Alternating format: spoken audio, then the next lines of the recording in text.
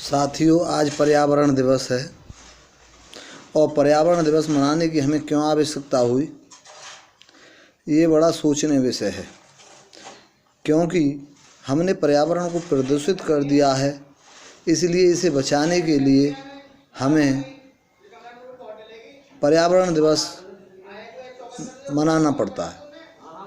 अब हम चलते हैं सृष्टि से। सृष्टि के दो मूल आधार हैं, परमात्मा और प्रकृति। परमात्मा ने सुंदर प्रकृति को देखा और इसका उपभोग करने के लिए अपने अंश से जीव पैदा किए। जीवों की बहुत सी प्रजाति हैं। देश काल वातावरण के आधार पर जिस स्थान पर जैसी प्रकृति थी, उस स्थान पर उसी प्रकार के जीवों को उत्पन्न किया। प्रकृति एवं जीव परमात्मा की व्यवस्था का एक अंग है। ये एक दूसरे के विरोधी नहीं होकर पूरक हैं।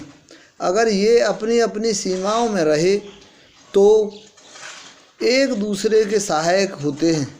अगर जब ये अपनी सीमाएं लांघते हैं तो प्रकृति अपने भयंकर रूप में आ जाती है। प्रकृति के साधन हमारे लिए सहयोग के लिए हैं। हम देखते हैं कि हम CO2 निकालते हैं तो वृक्ष उसे ग्रहण कर O2 में बदल देते हैं और हमें ऑक्सीजन प्रदान करते हैं। नदियाँ अविरल बहती हैं तो वे हमें पीने के लिए स्वच्छ और ताज़ा जल देती हैं। जीवों में भी बहुत से जीव ऐसे होते हैं जो मरे हुए जीवों को खाकर पर्यावरण में सफाई करते हैं। इस प्रकार हम कह सकते हैं कि प्रकृति और जीव एक दूसरे के सहयोगी हैं।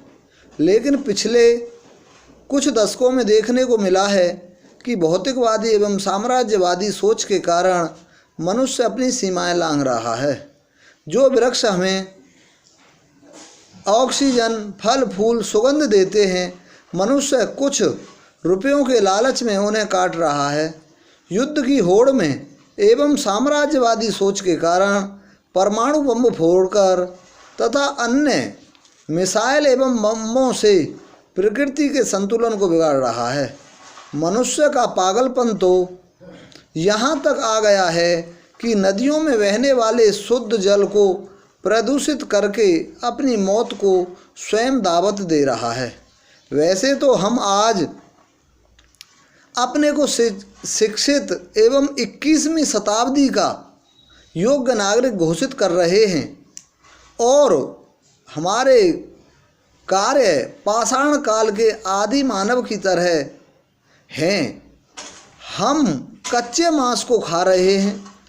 चीन को ही देखिए, उसके वुहान शहर को देखकर तो ऐसा लगता है कि उसने राक्षसों को भी पीछे छोड़ दिया है। मानव अभी हिरोशिमा और नागासाकी को भूला नहीं है। इसके बावजूद पाकिस्तान जैसा भुखमरा देश और चीन जैसा चालबाज देश युद्ध की धमकी दे रहे हैं और दूसरे देशों की सीमाओं को लांघने की कोशिश कर रहे हैं। वे भूल जाते हैं कि सामने वाला भी अपने पास में परमाणु बम रखता है। इसी पर विचार करते हुए माल्थस ने कहा था कि मनुष्य अपनी सीमा में रहे, नहीं तो प्रकृति अपने को संतुलित करना जानती है।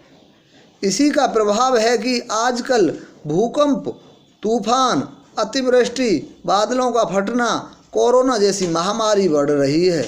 क्योंकि जीव, विशेष रूप से मनुष्य, अपनी सीमाओं को लांघ रहे हैं। वनों को काटा जा रहा है, नदियों को गंदा किया जा रहा है, अत्यधिक रासायनिकों का प्रयोग किया जा रहा है, जीव जंतुओं को मारा जा रहा है। अभी हाल ही में हाथी को वो जो है बम के द्वारा मार दिया गया है। जीव जंतु तो प्रकृति का संतुलन बनाते हैं, उन्हें भी लोग मार रहे हैं। शक्तिशाली बनने की होड़ में बम फोड़े जा रहे हैं। अगर इसी प्रकार चलता रहा तो हमारा पर्यावरण प्रदूषित होता रहेगा और हम सब रोगों को झेलने के लिए विवश होंगे।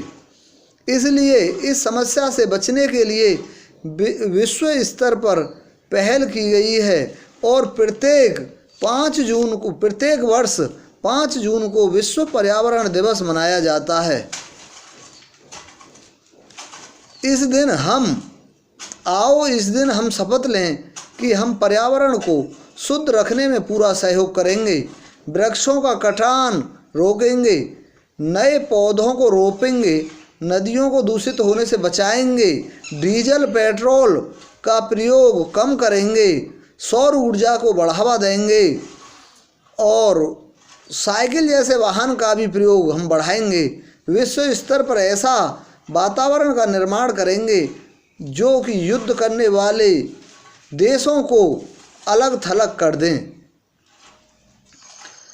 और इन सबसे ज़्यादा महत्वपूर्ण पर्यावरण को बचाने के लिए आवश्यक है कि तेज़ गति से बढ़ती हुई जो जनसंख्या है उसको रोका जाए। इसको रोकने के लिए कड़ाई से नियमों का पालन किया जाए और जो इसका पालन ना किए उसको जो है सरकारी सुविधाओं को रोका जाए। अगर इस प्रकार से प्रयास किया जाएगा तो पर्यावरण को प्रदूषित होने से रोका जा सकता है।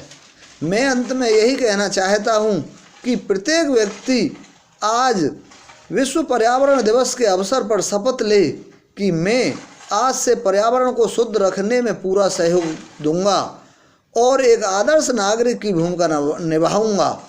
जय जीव, जय प्रकृति, जय परमात्मा, जय हिंद, जय भारत।